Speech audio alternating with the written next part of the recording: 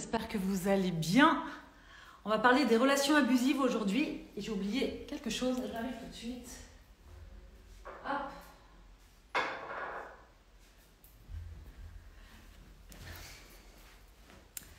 Hello tout le monde, comment est-ce que vous allez aujourd'hui?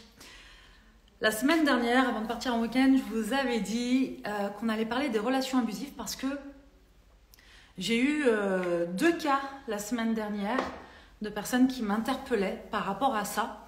Et c'est un sujet qui me parle aussi beaucoup parce que j'ai pu être dans cette situation d'accepter des choses, parfois en me sentant victime, parfois pas. Et donc j'avais envie de vous donner un peu quelques pistes, en tout cas de réflexion par rapport à ça. Qu'est-ce que j'appelle relation abusive? Je ne parle pas de maltraitance ni rien.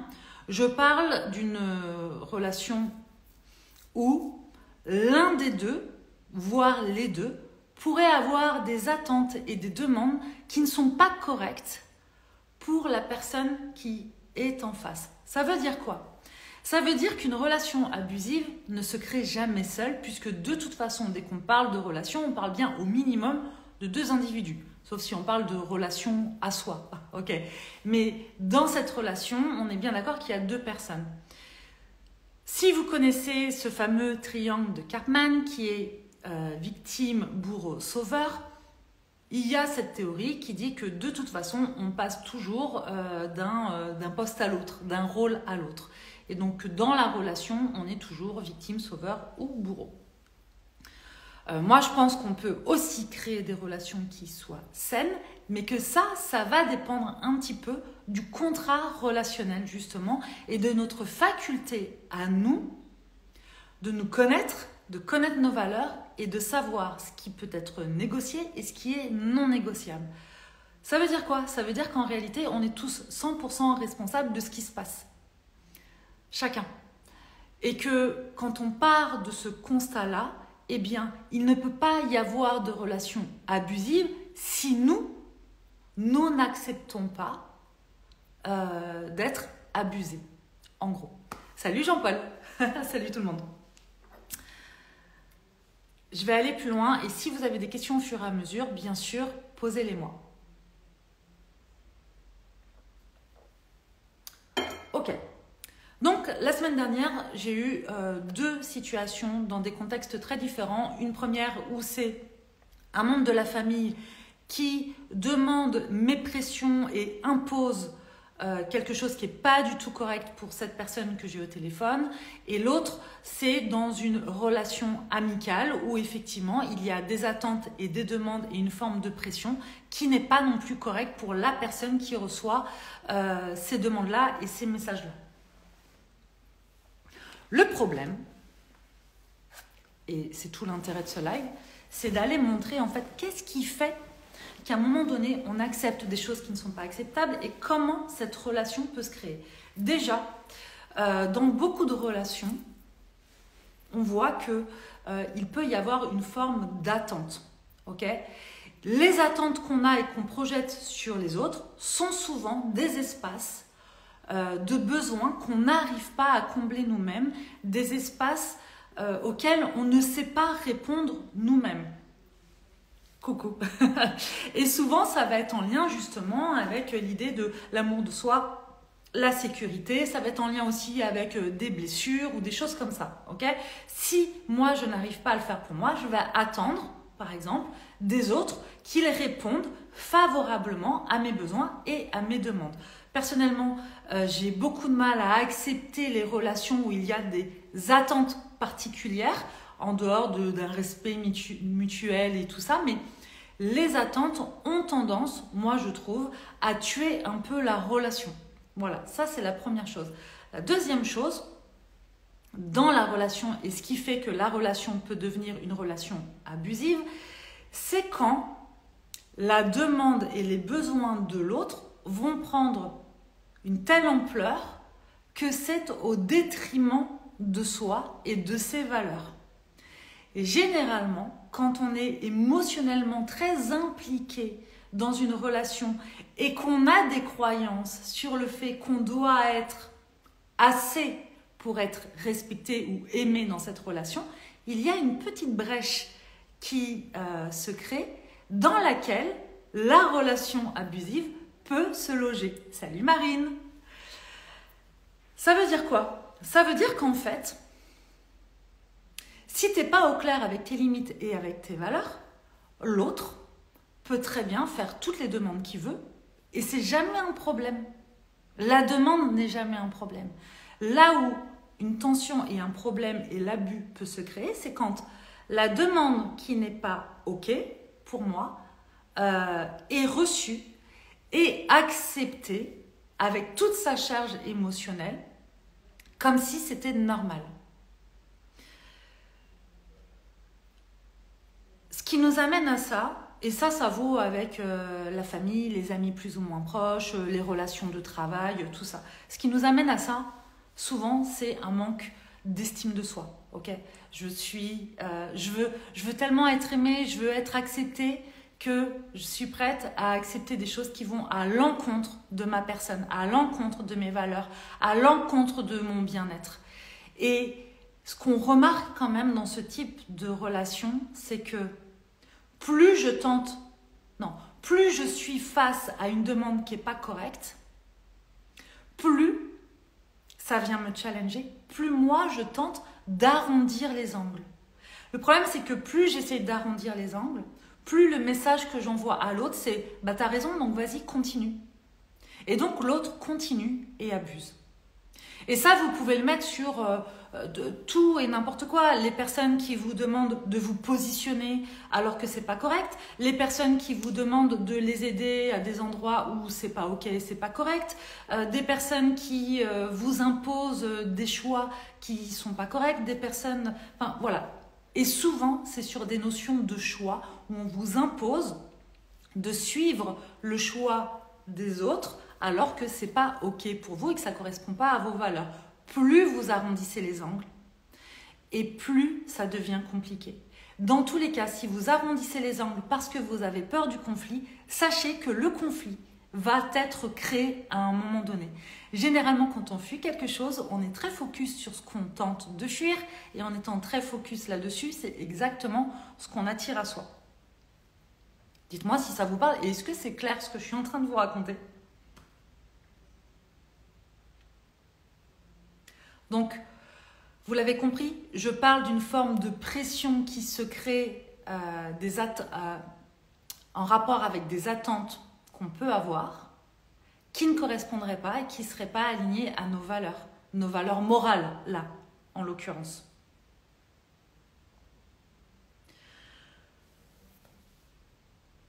Est-ce que ça vous arrive justement à vous parfois de dire oui à des situations qui ne sont pas OK pour vous parce que justement vous souhaitez éviter d'être la mauvaise personne, vous souhaitez éviter un conflit, vous ne voulez pas blesser l'autre, vous avez peur que l'autre vous rejette. Quand vous êtes dans une relation où déjà il y a la peur que l'autre vous rejette pour ce que vous êtes, on est bien d'accord que déjà on n'est pas dans une relation qui est... j'allais dire saine, mais c'est pas même pas la question de saine. C'est pas une relation dans laquelle on peut s'épanouir. Quand il y a des attentes, quand il y a des espèces de conditions comme ça, c'est compliqué. Et moi, je crois vraiment au contrat relationnel, c'est-à-dire où, à la base, quand on crée du lien, il y a des espèces de règles un peu tacites où chacun parle de soi, sait parler de soi, dans une forme de vérité qui fait que chacun sait exactement ce qui est OK et ce qui n'est pas OK. Par exemple, moi, les gens qui rentrent en relation vraiment avec moi aujourd'hui, et il y en a très peu que je laisse vraiment rentrer dans ma vie, dans mon intime réellement, les choses sont très claires. C'est que pas de pression, pas d'attente, les choses doivent être dites. Je ne supporte pas qu'on me fasse deviner et que je doive deviner les envies, les besoins et tout ça des autres. Donc ça, par exemple, c'est quelque chose, moi, que je dis très très vite. Comme ça, après, les choses sont claires. Et quelqu'un qui me mettrait la pression ou qui me rejetterait parce qu'elle n'accepte pas comment je suis, ce serait complètement accepté. Mais ce qui est sûr, c'est qu'aujourd'hui, contrairement à avant, je ne ferai jamais l'erreur de me travestir ou d'aller me créer une tension ou de devoir déployer un effort pour maintenir un lien. Tout le monde n'est pas fait pour rester dans nos vies. Et ça ne veut pas dire que la relation a été mauvaise. Parce que souvent, on a l'impression que le succès d'une relation ou que la qualité d'une relation dépend de la durée de la relation. Mais que ce soit amical, professionnel, encore une fois, et amoureux, la durée d'une relation n'implique absolument pas le succès, l'harmonie ou la qualité de la relation. Pas du tout. Donc il vaut mieux une amitié par exemple qui a duré, j'en sais rien moi, 6 mois et c'était extraordinaire et à un moment donné on sait s'arrêter parce que pour X raisons ça ne convient plus, plutôt qu'une amitié qui dure depuis 10 ans avec des trucs qui viennent vous challenger à tous les niveaux où vous n'osez pas dire non, où vous n'osez pas être vous, où vous recevez des pics, où vous lancez des pics, enfin bon bref, tout ça c'est du vu, c'est du connu et je le vois bien aussi dans les coachings que je peux avoir. Avant ça aussi en thérapie dans mon cabinet, il y a plein de personnes qui acceptent des choses qui ne sont pas négociables. Donc allez vous poser la question plutôt que de vous demander qu'est-ce que je peux faire pour être aimé de l'autre, c'est qu'est-ce que vous pouvez faire pour être aimé de vous-même. Et plutôt que de vous dire que vous voulez être une bonne personne pour l'autre, la seule personne pour qui vous devez être la bonne personne et une personne engagée, c'est vis-à-vis de vous-même. Voilà en fait, honnêtement, je ne vais pas apporter de nuance à ça. C'est que on a tous besoin d'être en lien. On est des êtres sociaux, on a besoin d'être en lien pour s'épanouir, c'est hyper important. Il y a juste à voir comme une solitude longue et imposée peut créer une vraie souffrance morale. Donc on a besoin de liens. Néanmoins, c'est important que ce ne soit pas sous n'importe quelle condition. À chaque fois que vous tentez d'arrondir les angles dans une situation qui n'est normalement pas acceptable pour vous, vous vous enfoncez dans quelque chose qui, dans tous les cas, va finir par péter. Donc, après, ça ne veut pas dire qu'on ne peut pas ne pas être d'accord, ne pas se prendre la tête dans une relation. On peut même se disputer dans une relation qui roule. Et moi, je préfère à un moment donné une dispute où chacun va se dire les choses et où chacun sait se positionner réellement depuis un espace authentique et vrai, plutôt que quelqu'un qui prend le dessus, l'autre qui s'écrase parce qu'il a peur. Et en fait, quand il se passe ce déséquilibre, celui qui a des demandes et qui parfois pourtant peut se sentir victime de la situation, va finir par être justement dans l'abus. C'est-à-dire, ouais, c'est pas ok ce qui se passe. L'autre n'est jamais obligé de respecter nos limites. L'autre n'est pas obligé de respecter les règles que nous on pose. Il n'est même pas obligé de respecter nos valeurs en réalité. D'accord ? La seule personne qui doit respecter ça, c'est nous pour nous-mêmes. Et si on part du principe que c'est l'autre, quand je parle de poser des limites, généralement, il y a un petit problème avec ta voix, elle est ralentie et plus grave par moment. Ah, c'est peut-être en lien soit avec ma connexion, soit avec ta connexion. Sandy, dites-moi si d'autres personnes... Est-ce que ça fait ça pour d'autres personnes ? Tiens, d'ailleurs, Sandy, tu disais, oui, c'était mon fonctionnement auparavant, mais maintenant, je me positionne pour être alignée avec moi, que je privilégie.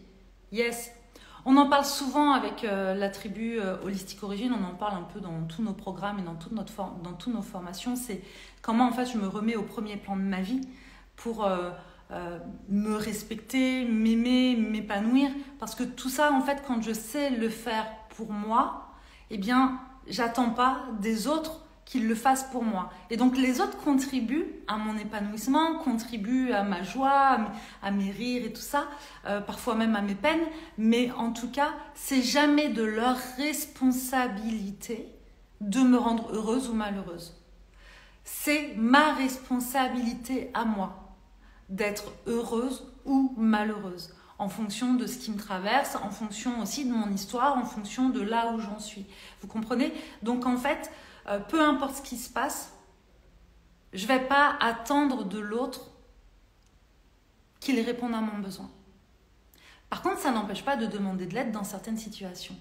Et c'est là où je répète ça, c'est que je peux faire une demande qui est abusée à Martine et qui sera complètement OK pour Jean.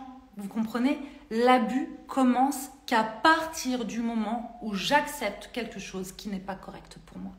La demande peut être faite. Et si vous êtes dans ce cas-là, quelqu'un vous a demandé quelque chose qui n'était pas OK pour vous, que ce soit, là il y a eu une demande par exemple de positionnement, une demande de choix, j'ai quelqu'un en coaching en one-one, pareil, qui a été confronté à devoir prendre une décision en urgence sur quelque chose d'important pour elle parce qu'un membre de sa famille lui a mis la pression alors que c'était pas du tout OK pour elle. Tout ça, à la limite, ces personnes font ces demandes-là, pourquoi pas? Elles sont en droit de les faire. C'est leur besoin à elles, qu'elles projettent sur vous parce qu'elles ne peuvent pas y répondre elles-mêmes. L'abus commence, les amis, qu'à partir du moment où vous dites oui à quelque chose qui n'est pas correct pour vous. L'abus commence qu'à partir du moment où, plutôt que de vous positionner, vous arrondissez les angles parce que vous privilégiez la relation toxique, abusive dans laquelle vous ne vous épanouissez pas, plutôt que la perte ou la peur de perdre quelqu'un. On ne devrait jamais entretenir une relation depuis un espace de peur en fait. Ça arrive tout le temps, on est humain, ça m'arrive aussi, ça m'est déjà arrivé très clairement, mais ça ne devrait pas être ça. Parce que très clairement, quand on construit d'ailleurs quoi que ce soit depuis un espace de peur, on prend rarement les bonnes décisions et on est souvent dans l'émotionnel. Et je vous rappelle que quand on est dans l'émotionnel, on n'est pas intelligent en fait. Quand on est au plus haut et au plus fort de l'émotionnel, c'est pas le moment où on prend des décisions intelligentes. On est dans l'émotionnel, point barre. Et donc il y a plein de choses qui s'activent, mais très clairement pas cette prise de recul, cette prise de hauteur que nécessitent parfois certaines situations pour aller checker, ok, qu'est-ce qui est ok, qu'est-ce qui n'est pas ok pour moi. Mais quand on est dans cette vague émotionnelle qui nous submerge face à une situation, c'est très clairement que l'émotion aussi vient nous indiquer, vient nous transmettre un message de ce qui se passe là, c'est ok ou c'est pas ok du tout. Et cette émotion-là, elle doit être entendue, écoutée et accueillie et surtout pas balayée d'un revers de la main. Moi, j'ai plein de gens qui me disent, je viens de vivre ça, ça me crée trop d'émotions, qu'est-ce que t'en penses ?